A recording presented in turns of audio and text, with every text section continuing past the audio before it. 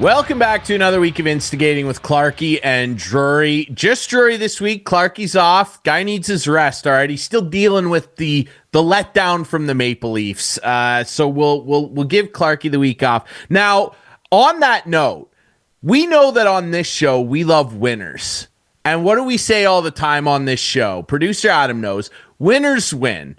And if people aren't familiar with the Brooks Bandits situation. Now, at the start of last year, it was announced that the Brooks Bandits, they were going to leave the AJHL. They joined the BCHL.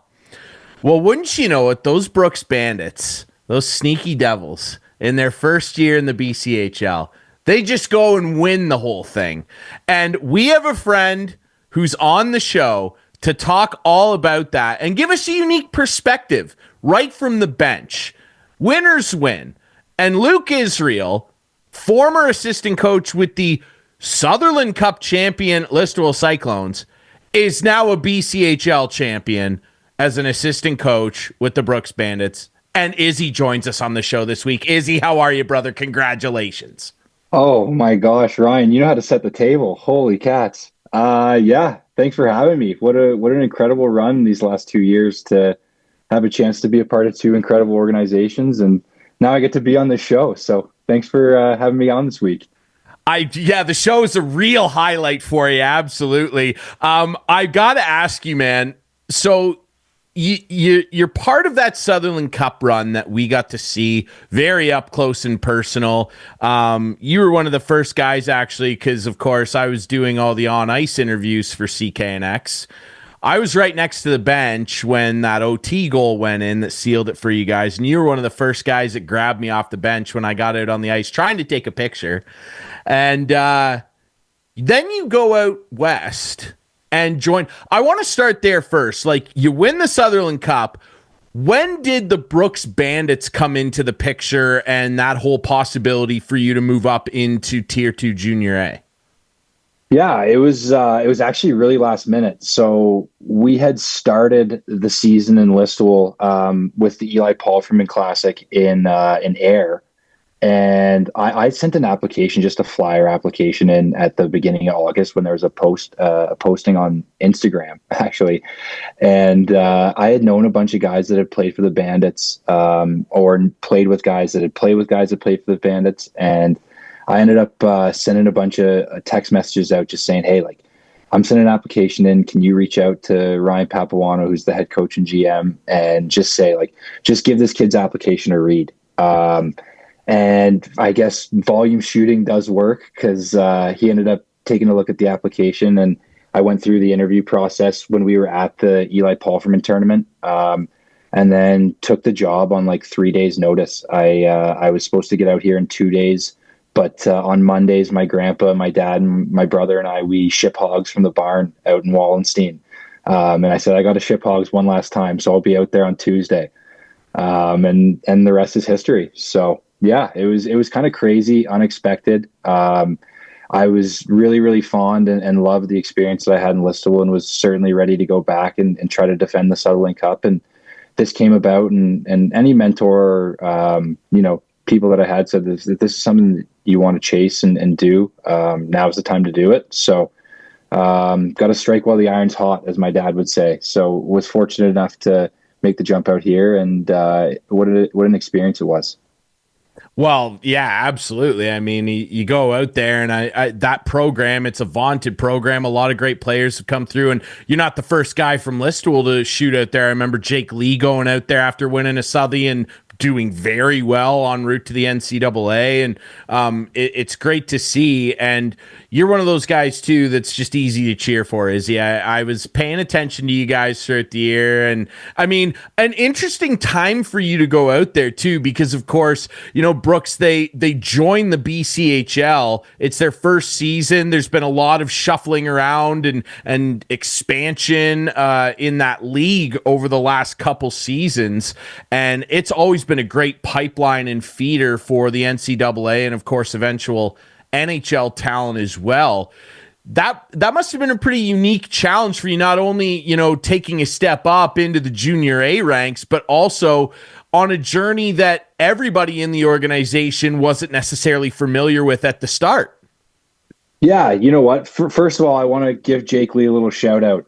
When I was going through the process, he was one of the guys I texted, and he reached out to Ryan and I guess had a good enough review to get my resume looked at. And then I get here on the first day, and I'm walking down the hallway, and what do I see? But Captain Jake Lee lifting the AJHL trophy when they won it, and then eventually there's another one just down the hallway of him lifting the national championship when they hosted at home.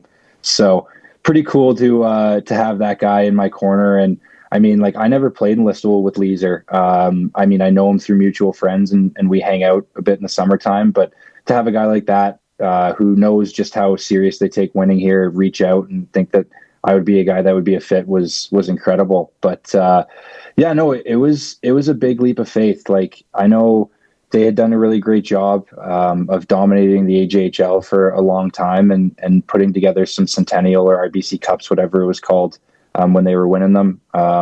And Ryan wanted a new challenge. So, I mean, talk about a new challenge for me. Like, I was really comfortable with winning in Listowel. I would have never imagined that this would have been the place that I got the job. Like, when I told kids, junior players that I skate with in the summertime, that I was taken or that I applied for the job, I literally got laughed at, Ryan, like in my face by a room full of 16 to 20-year-old young men, which was like, I went home in a shell that day. I was like, what the did I, pardon my French, but what did I just get myself into? And then, you know, sometimes great things happen at unexpected times. So to come out here and get to play against the competition in the BCHL was really incredible. I know it was something that our group really looked forward to. You know what? I'd say one thing that there is a lot of in our room is confident young men. They've always believed that this was a place that they could come and win, whatever league it might be, BCHL, AJHL. They thought that they had a group and the recipe to win, and it was pretty incredible to get to be a part of that. And, you know, your journey to the Fred Page Cup was a pretty interesting one. And again, you know, it's that old adage that Jason Brooks and I always like to bring up whenever I see that cat: winners win. And you seem to do it in dominant fashion wherever you are, because that Cyclones run, I think you guys lost, what, 3 or 4 games the entire time? And you had a pretty similar journey here. Let me just rattle off what these Brooks Bandits are up to with Izzy behind the bench. They lost their first game of the playoffs when they were playing West Kelowna. Then they reeled off. Yeah, and it was not a pretty loss either. And clearly there was a wake-up call, because afterwards, imagine the Leafs could just do this. That's the next step for you, Izzy. The Leafs need to give you a call. You've got some good mojo here, because they need to put a run together like this. Lose the first game to West Kelowna. Then they win 10 straight. They beat West Kelowna in 5. They sweep Sherwood Park. And then they beat Penticton in 6. And, of course, the penultimate series in the final, they take down Chilliwack in 6. And the final game was dominant. You dusted them off 6-2. Pretty nice. Not a big deal. When you go on that type of a run, like, the vibes in the room, like, it's just got to be immaculate. Like, you gotta have kids walking in there thinking, we're winning every game. Like, it's unbelievable. It must be. Yeah, you know what? I won't take any credit for it at all. I'm just a cog in the wheel that tries to help whatever we have going. Come on, I'm serious, Ryan. I'm serious. It's like, yeah, like, coaches provide a lot, but at the day's end, like, it's up to the players to go out and execute what our plan is. And just like in Listowel, like, we had a really healthy coaching environment here where, you know, we've got some who are more serious. We've got some who are fun loving. You know, guys that allow players to be comfortable and be them true selves. But that was one thing that, you know, really shined through with our group, was just how confident they were. You know, we lost that first game of playoffs, and it felt like the walls were closing in. It was like, is this really something that we're meant for? Especially in the fashion we lost it to.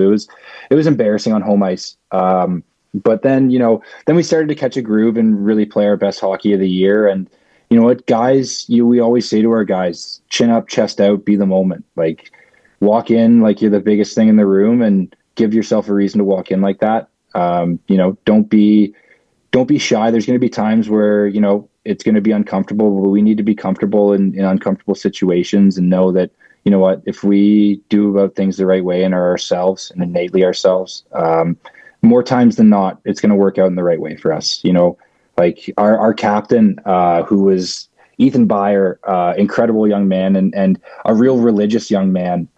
He would always talk about, you know, having unwavering faith to the group.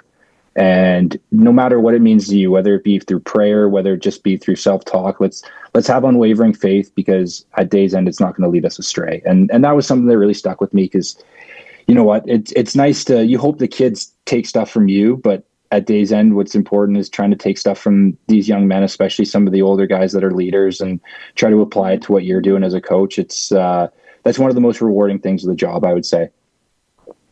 You know, Izzy, if you ever get tired of the coaching thing, you could easily do some public speaking. I want to run through a wall right now. Like I would pay money for your TED Talk, brother. And if Clarky was here on the show this week, he's going to be really upset he missed this, because I guarantee you he would be calling somebody at Maple Leaf Sports and Entertainment like, can we get this guy down to Scotiabank right now? This is just unbelievable. And of course, typical is he's too humble to admit that he had any impact at all on a championship team. And well, like the other interesting thing for you too, and you know, you have a bit of a unique perspective on what it takes to do this, and you're a guy that kind of is able to connect with players in a unique way, because you were a player.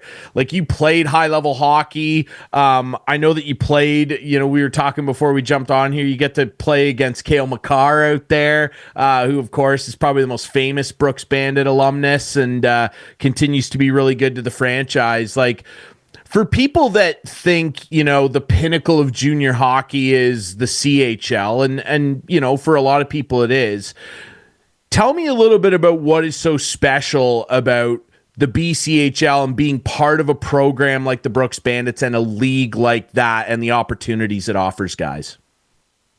Yeah, it's pretty cool. I mean, like as an Ontario guy, I have a profound respect for the CHL and the OHL, and I think the new ruling with CHL players being able to go to college really opens a lot of incredible doors, and is only going to increase the level of college hockey. You're going to get some really high-end players that are going to leave before their 20-year-old seasons. But it was really cool to come out here and see this, and kind of like, yeah, the rule changed midway through the year. But like we were able to, I think we only lost 3 guys, two top 4 defensemen, and our starting goalie, who was a shutout shy of the league shutout record at Christmas.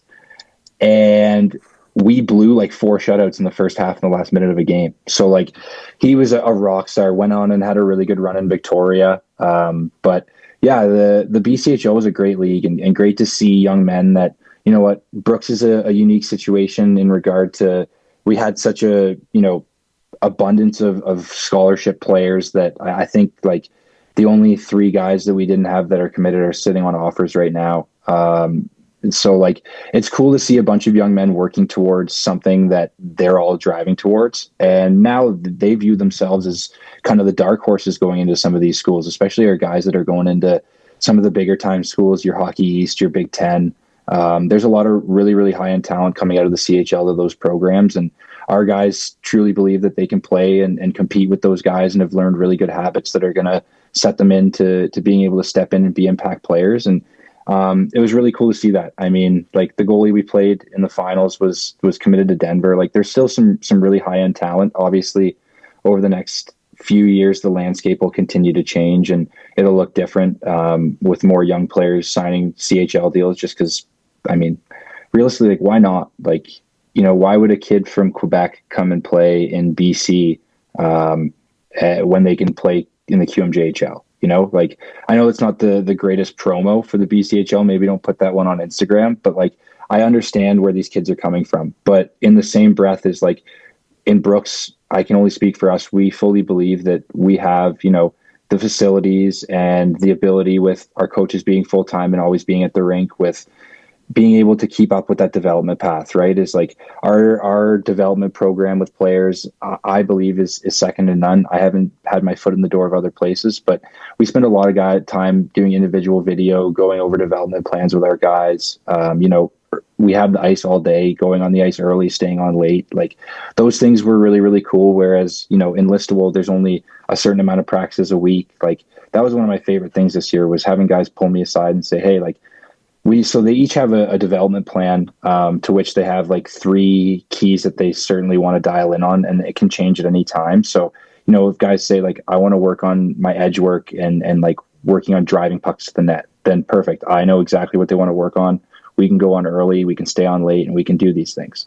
And that was something that I really enjoyed about it this year, was just being able to, go out there early and put extra time in and run meetings with guys throughout the day. That was an incredible part of it. And, at the BCHL, it was awesome to have the opportunity to win it this year. Like we play Penticton in the conference final, who, I mean, they're going to the WHL next year. Yeah, their roster is going to look different, but that's an organization that all they've done is win as well. And then you go play Chilliwack, and, that's a team that's going to the WHL not next year, but the year after. Kind of a Cinderella storybook run to be able to take those 2 teams out. And that was what we were saying before that Penticton series is, fellas, whether we like it or not, like we're only going to get one shot at these. So let's make it worth it and let's make it count. And ultimately we did, but yeah, it's an awesome league. And, I know I'm rambling a bit here, but what a depth of talent, and especially some of those teams with some younger players, they were incredible. And a lot of really, like all of our leading scorers were 20-year-olds, and they're going to go to college next year and be really impactful players with whatever program they go to. And that was one of the coolest parts about getting to work with that high-end talent.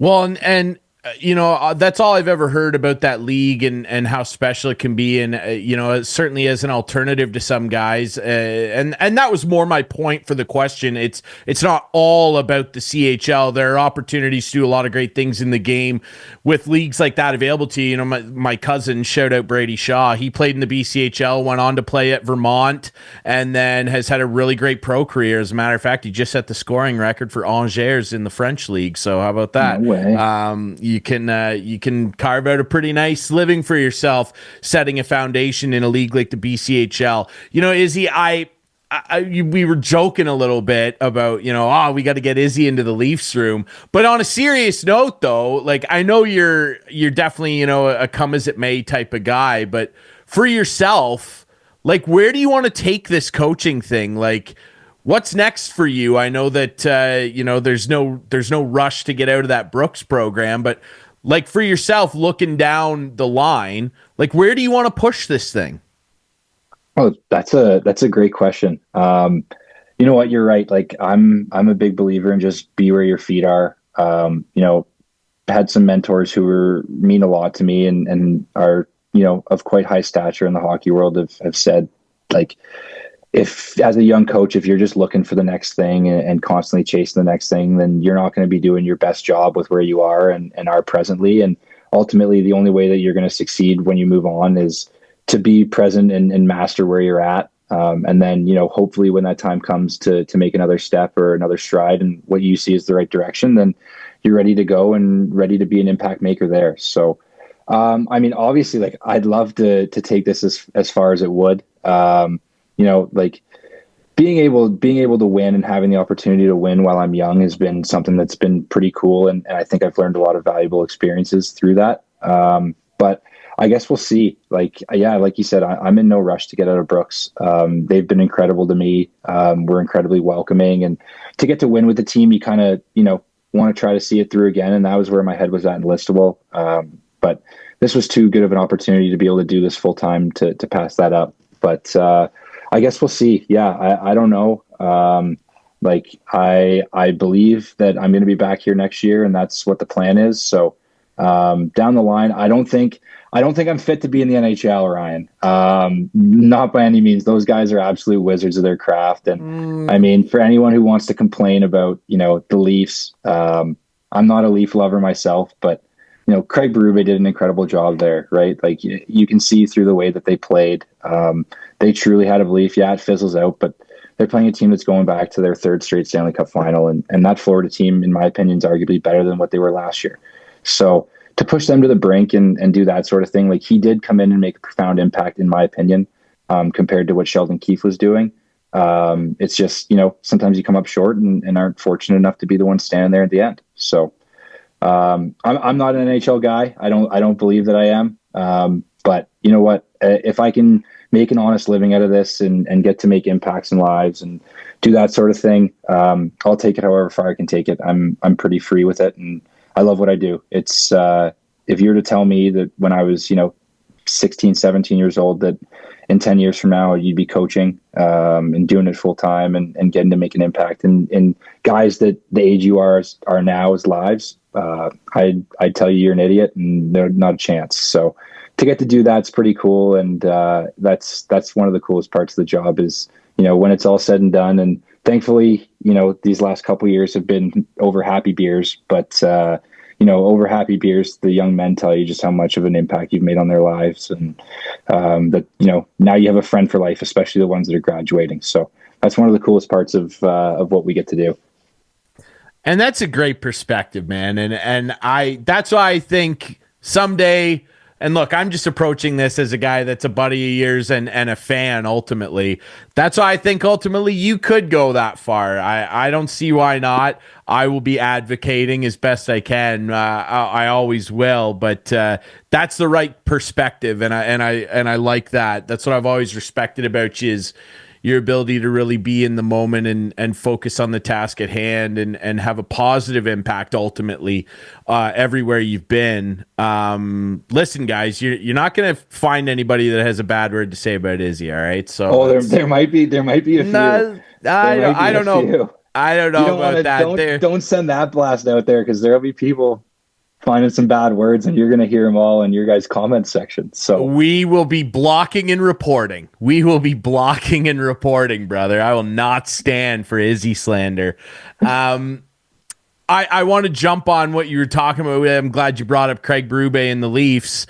What's your opinion there? I know you're pumping Florida's tires, and deservedly so, but what's your opinion on this whole kerfuffle with the Leafs? Like, do they need to let everybody walk? Do they need to do we run it back again? Like, let's go for a decade? Like, what is your thought on what needs to happen there? You're a coach. You see this. Like, give us your perspective on this. Like, what's your thoughts?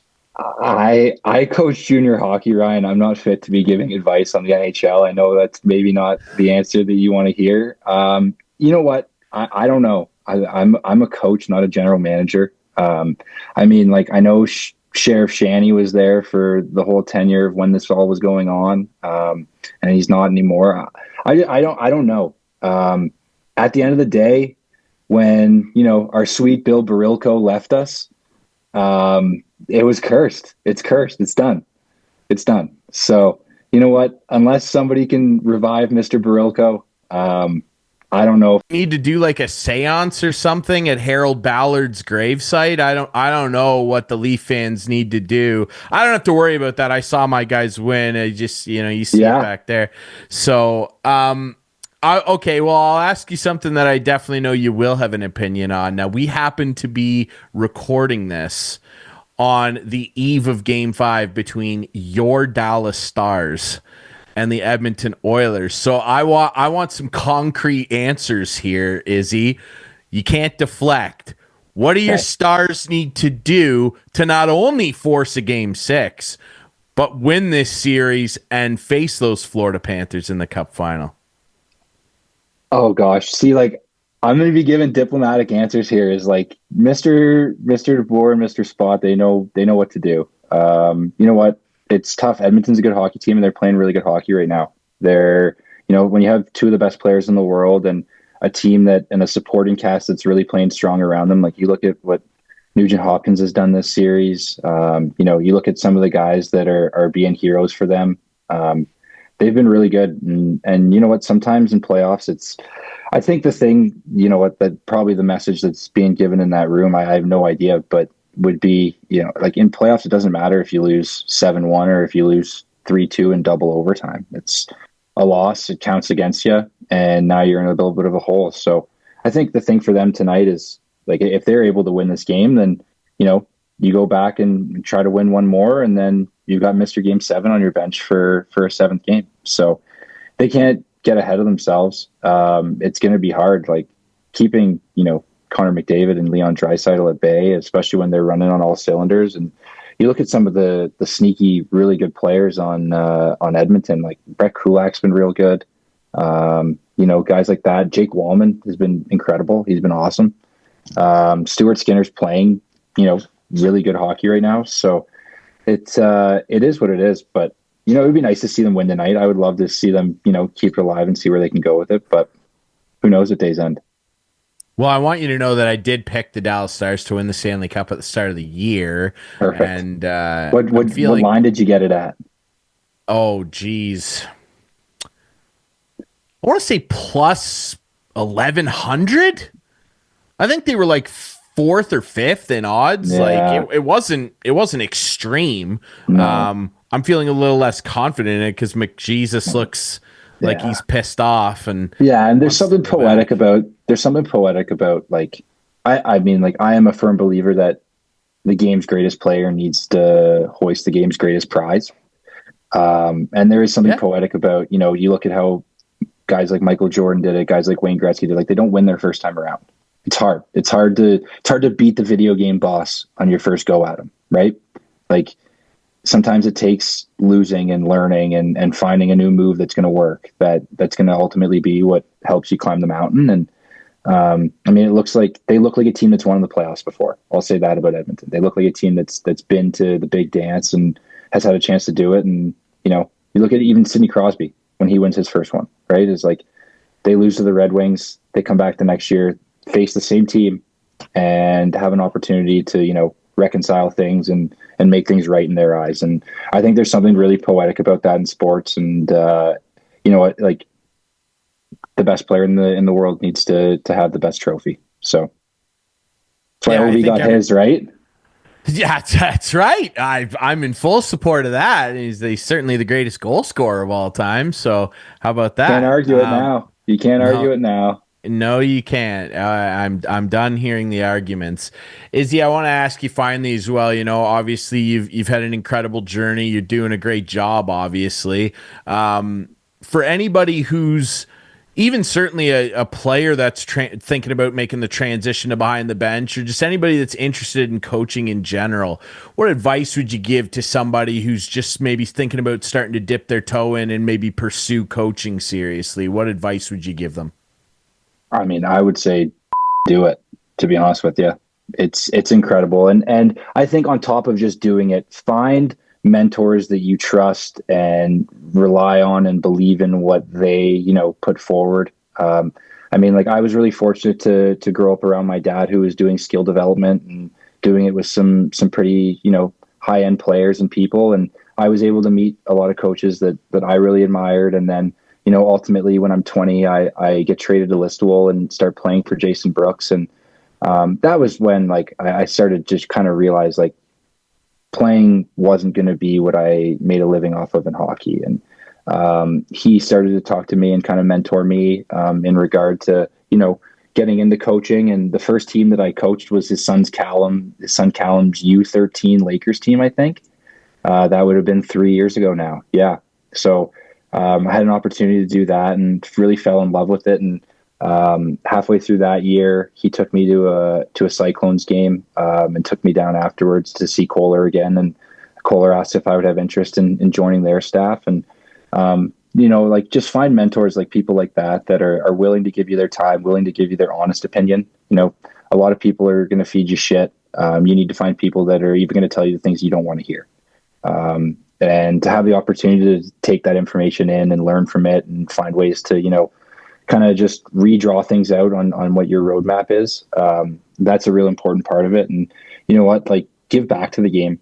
It's whether you're a player or a parent or whatever it might be, like, the game's given so much to any of us that have played it, and to, like, think that you're too good or not want to give back is kind of a shame in my eyes. Like, it's incredible to see, like, like last year in Listowel, we have a group of 23 to 25 young men that are going to remember each other for the rest of their lives. And lucky enough to do it again this year. And it doesn't just have to be through winning that happens, right? It's like, you can cultivate such a positive and incredible environment in whatever space you're working in, especially to young coaches. It's like, these guys look up to us. And you know what?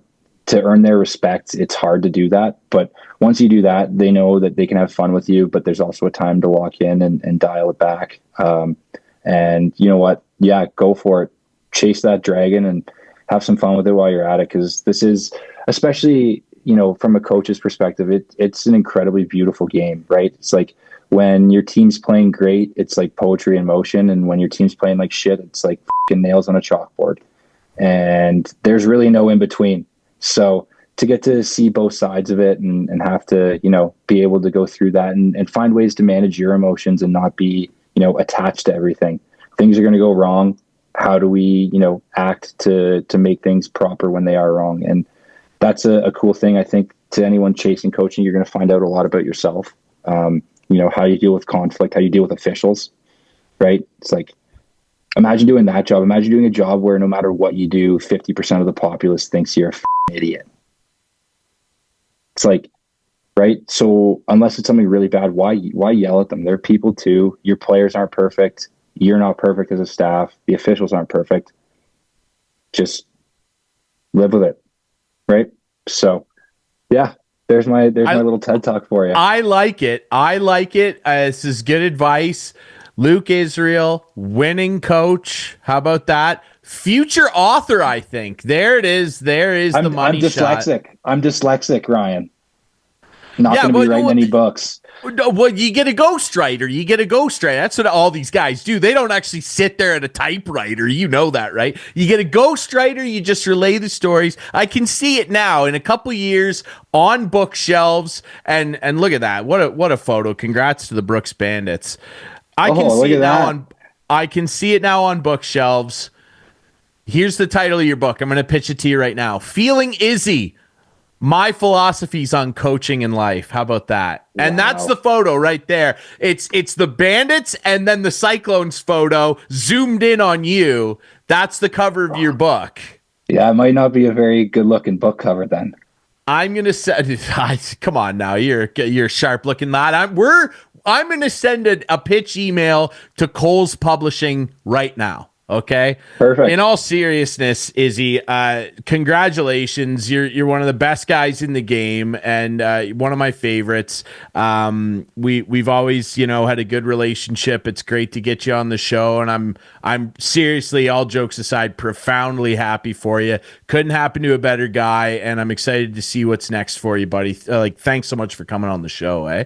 Oh man, thank you so much for having me. This is, I love tuning in. I love tuning in after the Barons won, and you get to see a couple former Cyclones in Brady and Clates find a way to win and continue their success. And I love watching when Brooksy's on. Not many people can get Brooksy to smile, but you can get Brooksy to smile. So it's amazing. That's because I'm not doing drills for him. Yeah, true. But no, what you guys do and keeping a finger of the pulse of, guys who have been around the area and also giving sports talk and everything, it's incredible. People need it. People need to, not just listen to music to drown stuff out, but hear other people talk and be open to hearing other people talk. And I'm just hoping too many people don't skip by this interview and they can just listen to me yammer a little bit. They better not, because they're going to pick up a couple good nuggets from you, buddy. Thanks so much for doing this, eh? Of course. Have a good one. All right, we'll take a quick break. And as Izzy mentioned, the Hanover Barons, big weekend coming up here. There's going to be a big celebration in Hanover. It's going to be a lot of fun. We're going to touch on that next here on Instigating.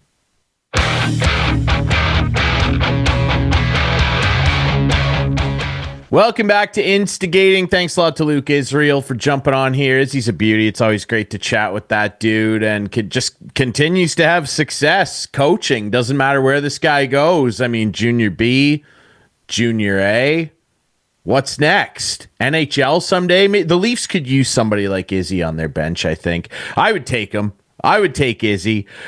Speaking of winning, this episode's all about winning. This episode's about winners, okay? And the Hanover Barons, the celebrations continue, and they're really going to kick up into another notch on the weekend, obviously. For our viewers that see this Friday on Whiteman, make sure that you pay attention here. If you're seeing this on Sunday, it's too late. Sorry.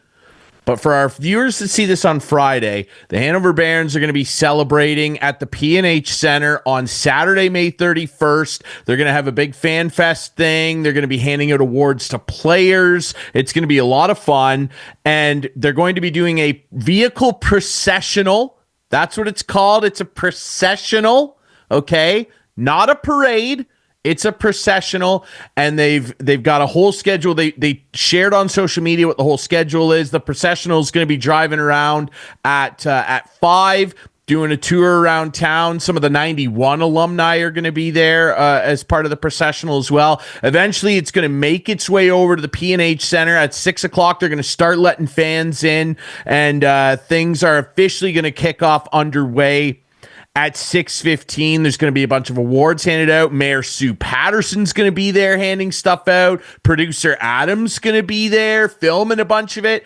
I'm going to be there for some reason. No, I'm part of the presentations. I'm not presenting awards, but I am going to make a speech. Steve Sabrin, the voice of CKNX Junior Hockey, he's going to be there and make a speech. We were honored to be asked by our next guest. I got to sit down and have a chat earlier this week about the plans for this fan fest. There's going to be a dance afterwards as well at 9 p.m. until 1 a.m. right out on the arena floor. There's going to be a dance. It's going to be a great night celebrating these deserving Schmalz Cup champions. And I got to sit down earlier this week with our buddy, Director of Hockey Operations for the Barons, Mike Fisher. And here's our chat. It's been a great season for the Barons, and it's all going to come to a head on the weekend with a parade and a big celebration with the team and with the fan base. Tell us a little bit about what people can expect coming up here on the weekend.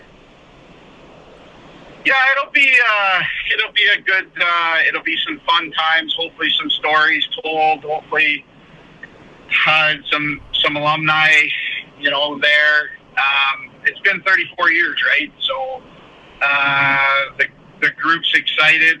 It really wasn't kind of planned. I know I mentioned to Lori Pagalu, our vice president and treasurer, on the way to Game 7 in Napanee, and I said, we haven't really planned anything because we didn't really expect to win. It's not an expectation to win, but it's we more or less, we knew we had to work for it, right? And I just mentioned to her, I said, we're going to have to maybe plan something if the cards fall the right way for us, which by the end of it, they did. And I think you're going to expect, this is, to be honest with you, in the 6 years that I've been here, we have 190 people coming to our banquet. And I always judge, that's how I judge whether it's a successful year or not. And what I mean by that is people always like winners, right? So the minute that you win, you really find out who wants to be part of your group. And this is the highest number in the whole time I've been in Hanover we've went from as low as like 40 to, potentially growing every year. And that's a good thing. You know what I mean? That means hockey in Hanover for the Barons is good. We felt as an executive and the hockey side that we should include the fans somehow. They've been through some dark times, some low times, some high times, some not so high times, you know what I mean? And now to finally grab what our goal was, we would love for them to be there.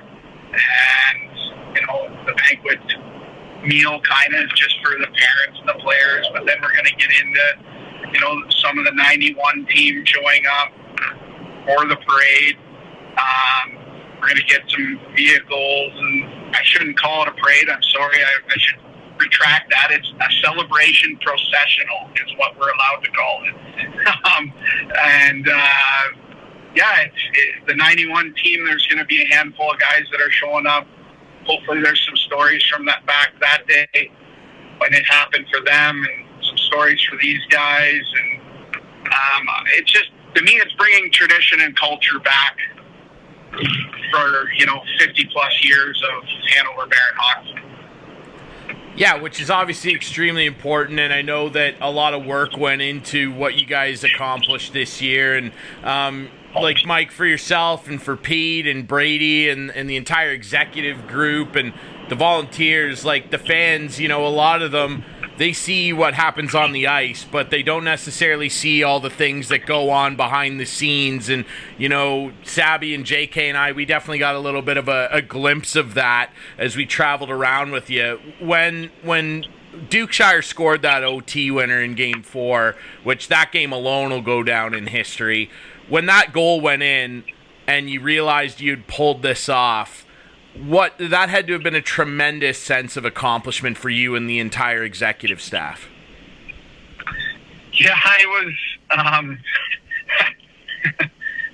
about 9 minutes before that, or 10 minutes before that was roughly when we, plus a flood is when we kind of tied it up. And I'm not going to lie to you, I was in a different state of mind when that happened, and I might have been the guy in the dressing room that said to the coaches, like, hey, we got to go Game 5 potentially tomorrow night. Let's not burn out the top two, right?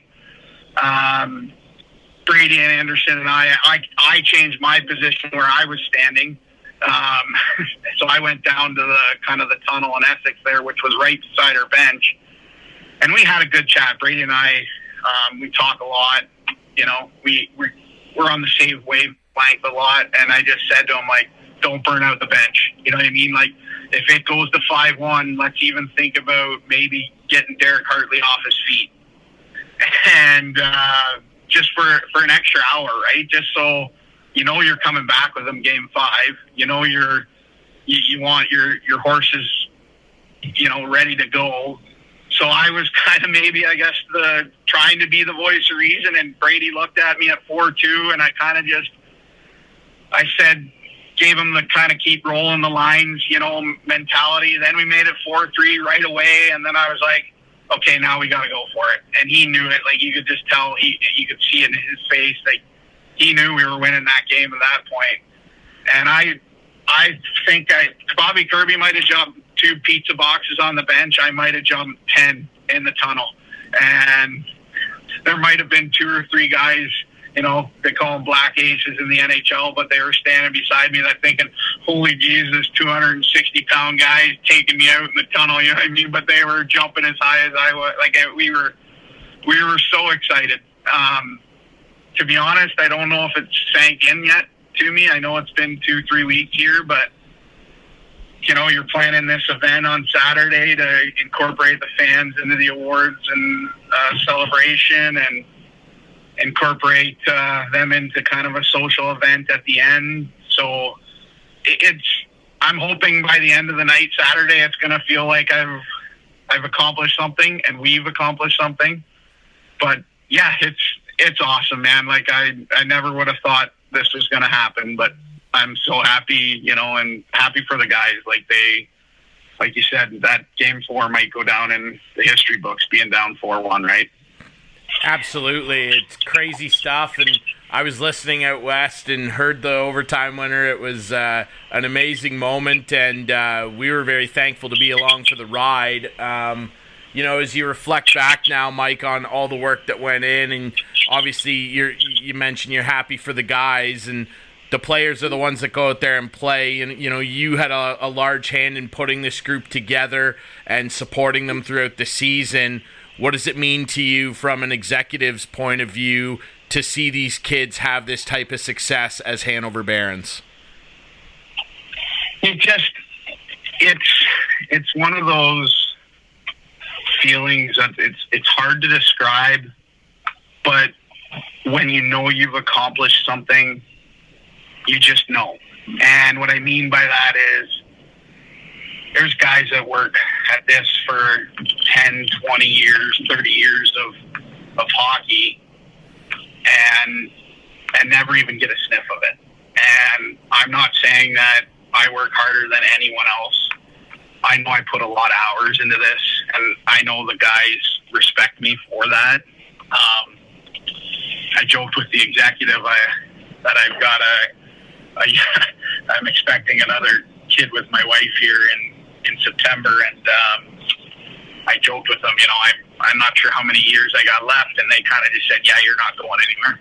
I'm like, oh, thanks, but it just means I'm going to have to put more on a couple other people, right? And there's guys like Peter Wynn who just, he knows when to be basically my saving grace, right? Like he's a regional manager for GTEL, and he understands when guys are stressed, and it's stressful. This is, it's a stressful side of hockey that it just doesn't go away, and that it's basically the passion, right? Like people care, and when you have a coaching staff like I did with Brady Anderson and Bobby Kirby and Brennan Clayton, and you got a management staff of Peter Wynn and Lucas Johnson, they're learning, they want to do more.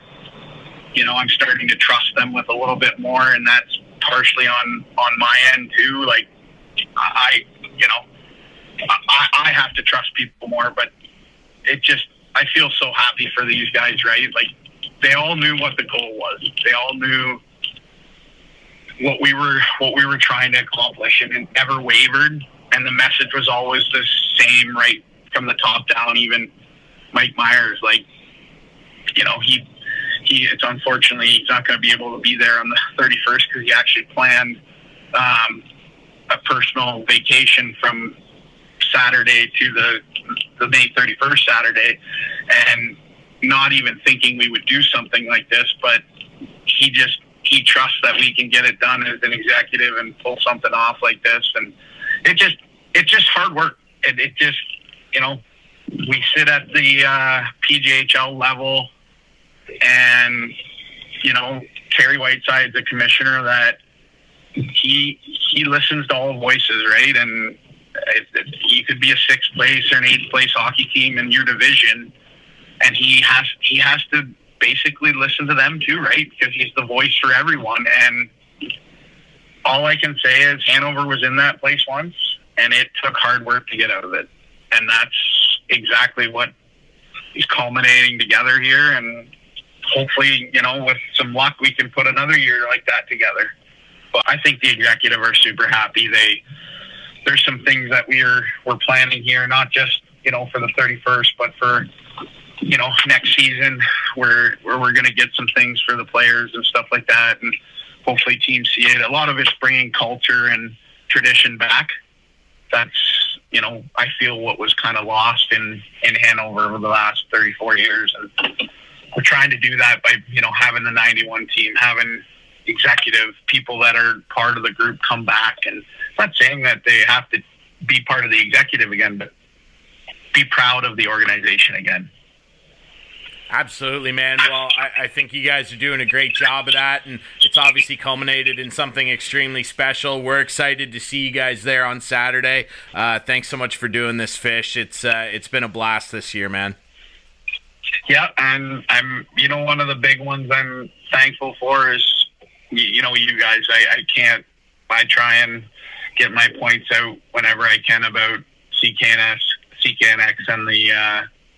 and the team there. You guys, Sabby, JK, you guys are awesome. And to be honest with you, there was nothing better than winning this one, because Sabby's been doing it for 20 years, and he finally got to see one, right? And the only thing I've said to a few people, and Johnny K, is there was one man that wanted to see it come back to the Pollock, and that was Duger Kennedy, right? And I only wish I could have done it a year sooner. That's the only thing I have a little bit of regret for. But I'm sure he's down there. He's up there looking at us, down on us, saying, he did it. We did it for him. So 100%, man. Doug would be very proud. Thanks for doing this, Mike. Really appreciate it. Thanks, Ryan. We'll see you on Saturday. All right, thanks very much to Fish, Mike Fisher. They call him Poppy in Hanover. That's what the players call him, and for good reason. You can hear it on that conversation. He cares so much about winning, and it's great to see the Barons in the position they're in, Schmalz Cup champions, an incredible feat again. just game 4 sweeping the Essex 73s, and in game 4 going into the third down 4-1, they come back and tie. And of course, Hanover boy, I mean, you couldn't write a better script. Hanover boy Aaron Dukeshire scoring the OT winner. Sabby's call is going to live forever, which is really, really incredible. And I want everybody to know, again, the fans that are coming, I've had a ton of people reach out, and I'll just let you know this before we break real quick, and producer Adam and I will come back and do couch potatoes. For anyone that's coming, I've had a ton of people reach out to Sabby and myself about getting the games, the full radio games. We have them. We've got them downloaded. We've got game 7 of Napanee, and then we've got all 4 games of the Schmalz Cup finals, the entire audio history right there to be enjoyed for the rest of your lives. If you would like a copy of that, I'm going to be taking down everybody's email addresses at the Fan Fest. You can, of course, reach out to me if you want to DM me or email. You can't make Fan Fest, but at Fan Fest, I will be taking down everybody's emails, and I will be sending out a mass email with all the files in it to anybody who wants the entirety of the games. And you can hear Sabby and JK and myself on the calls and enjoy that. So I'll be taking down everybody's info and sending out a mass email to anybody who wants the games. All right, let's take a quick break, come Ryan, back. Just gonna jump in and producer Adam. Yeah, for sure. And I want to let you know all the games that Whiteman was there with you guys, they're on Whiteman's YouTube channel too from that run. So yes, I think they are. One of the Fergus Whalers games, and then quite a few of the other ones. I only made it to one of the Essex games, but if you want to relive those in video format too, they are available on Whiteman's YouTube channel. So yeah. Yes, they are on the Whiteman YouTube channel. Any of the stuff that producer Adam was there to catch, it's all right there. You can log on, watch them. If you wanted a copy, I'm sure if you reached out to producer Adam and Whiteman, they'd be happy to send you a copy of it. If you're, I know some people are putting together like a digital scrapbook, yep. And everything. So yeah, it's great that we were able to capture all that, and that we're going to be able to share it with everybody who would like a copy of it. That's available to you. All right, we'll take a quick break, come back, producer Adam and I with our couch potatoes here on Instigating.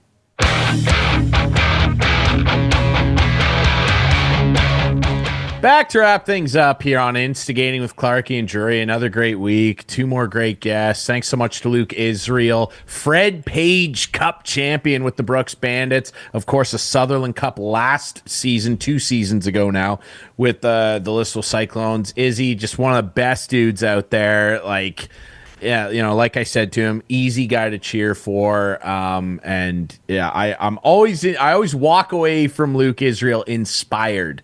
And of course, thanks to Mike Fisher for sitting down with me earlier this week, talk about Saturday, May 31st, Barons. It's going to be a big night celebrating the Schmalz Cup. Producer Adam joins me now, and you know what that time means. It's the end of the show. That's couch potato time. And producer Adam, you got to sit in for Clarkie here, who should be back next week. We'll see. Yep. What do you got on tap for us here? Couch potato, you are on the clock, sir. Okay, I'm on the clock. Well, I'll see you on Saturday as well, too, at the Barons celebration. Absolutely. So my couch potato, what am I going to do here? So what I've got planned is something that just came up. Well, it's an older thing, but it just came up. So let me just pull it up here so I can explain what I'm talking about. What you're looking at is the Florida Panthers 2023-2024 engravings on the Stanley Cup. Now, if you just look at this really closely, you're not going to think anything of it. Everybody's on there. Every player's on there. All the executive are on there. All the coaches. Nothing out of the ordinary. Luongo finally got his name on the cup. Yes. But what I noticed is in the top here. Did you say Luongo? Take it easy there, Don Cherry. What? Luongo. We know who you mean. Bobby Lou, he's on there. Absolutely. If you notice at the very top line, before we even get to the ownership, Vincent and Teresa, the Viola family, Sunrise Sports, they're on there. I'm fine with that. Owners should be on there. They own the team. And if they want to be first, that's fine too. But then he actually lists all his kids. So he's got John, Michael, Travis, and then we get to the executive. And then you have the players. And then who's at the very, very bottom there, Matt? It is Matt Caldwell. who is the president. So what they did was they listed all the owners plus his sons. Then they listed the exec. Then they listed all the players alphabetically. And then they put the president at the very bottom. So, look, like, I know that they give you some leeway with, like, what you want to do with names. They do. If I'm not mistaken, because remember, I got to hold the Stanley Cup, the real one, when the Caps won, because, of course, Brock Miles, the equipment manager, and he's the head equipment manager for the Capitals. He's from Chesley. And so I got to see Phil. And hold the real darn thing. Mm-hmm. I think you have something like high 30s or low 40s for slots for engraving. You do. The players all go on there, and you get to, as they should. Throwing your kids on there is pretty wild. It is. And I got an example, a recent example to compare to. Here is my team from a few years back, right? So there are the two Cronkies on here. The Cronky family owns the Colorado Avalanche. They own a few of the other Denver sports teams. Yeah. And of course, they're on there. But Josh and E. Stanley, they actually operate the team. So his son, Josh, is an operator of the team. Then we have the president, Joe. Then you've got all the coaching staff, all the GMs, and then it goes down to the players all the way down to Mr. Devin Taves. But, like, there's no kids. The Cronkies didn't list all their... They have a big family. They could have taken up a little space if they wanted to. Flex. Hey, if that's what you want to do with the available slots, that's cool. I mean, I'm sure his kids appreciate it. I mean... I guess. Yeah, I mean, I wouldn't have done it, but... No. You know... I just think it's a little weird. And that's a great couch potato, and it lends perfectly into mine, because the Florida Panthers could well do this again. And speaking of things I wouldn't do, I love Paul Maurice. I personally like his weird anecdotes. You hear the thing about church the other day? He was going off about, like, do you go to church and do you shotgun beers and whatever? Like, what is this guy talking about? I'm entertained by it personally. This whole thing about not going in the handshake line as coaches, I think it's so goofy. And, like, we've got the clip of him and Rod Brindamore after the Game 5 win. The Panthers, God, are they impressive, eh? Like, it's really goofy. And like, I like Paul, but this is weird. Like, you don't get to dictate tradition. I think that the coaches absolutely should be in the handshake line. You're on the bench. You're part of this. Like, it's not like you're calling, you know, the team president or the owner and all their kids down to shake hands. Like, that's, you know what I mean? So I just really don't agree with this. I think it's goofy. Get in the damn line like every other coach has done and just shake it. Like, Paul, come on. Like, to me, this is just like, and I don't think Paul is trying to do this from an arrogance perspective, like, oh, I shouldn't be, like, or whatever, I'm going to try and change things. I don't think that's what it is. I just think that this is a bit of a galaxy brain thing. Like, I think it's actually respectful for the coach to get in there and shake the players' hands. I hear his argument about it, but I don't agree with it at all. No.